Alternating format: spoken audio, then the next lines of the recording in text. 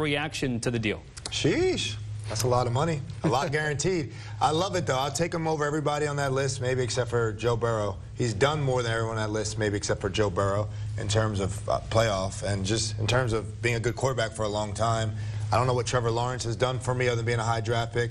Tua obviously has played a little bit better, but they're all getting 55. Dak plays in Dallas. Who else are you going to play? Who else are you going to pay? Who you guys the backup in Dallas? So I think Dak's worth every penny. It's just the nature of the game. It goes up every single year. We talk about quarterbacks taking a lot of the salary cap, and just Dak, it's just that time and that place, and they'll be doing this every 4 or 5 years. If you look at that list, there's not a lot of Super Bowl wins on that list, is there, for any of them? And that just, like you said, that's the nature of the position. If you think you have your guy, you pay him and hope like heck he gets you to one. Nobody on that list has won a Super Bowl. I mean, Joe Burrow's the only one on the list that's been to one. You know, you mentioned the postseason. Dak Prescott hasn't done much in the postseason. That's the biggest criticism of him. So I think it's the right move to get him signed. Is it a lot of money? Absolutely, but that's the going market for quarterbacks. The Cowboys had to get it done.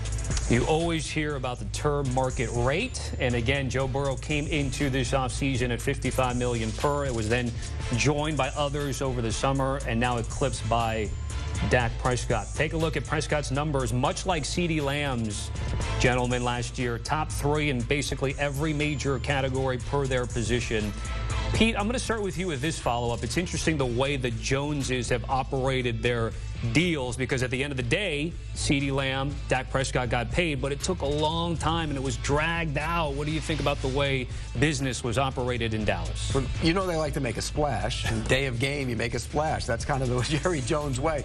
It's never easy to get a quarterback done, particularly when you see all the numbers that were given out. I'm sure they had some parameters and they just continued to go up, and they sat there, like you said earlier, they sat there and they said, we better get this done or it's going to go even higher. So it makes sense, but again, it's the Cowboys. It's a big splash. Opening day, you get the deal done, and I think it works for both sides, because if you go back into the draft next year, you're not going to have a good team. I mean, you're going to have a good team, so you're not going to have a good draft pick, so why not? You got to get it done.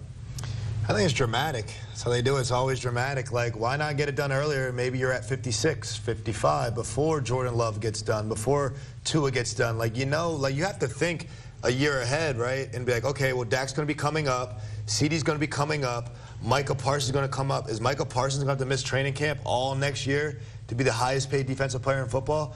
He shouldn't have to. I think you have to look ahead a little bit. It's good for ratings. It's good to be dramatic, I guess, but it's going to cost you a little bit at the end. Cowboys run up the season at the Dog Pound out in Cleveland. Gentlemen, certainly appreciate it. Want to remind everybody about the highlights that you can watch from Week 1 of the NFL right here on CBS Sports HQ. We're free, 24/7 Sports Network. News, highlights, scores, it's all here.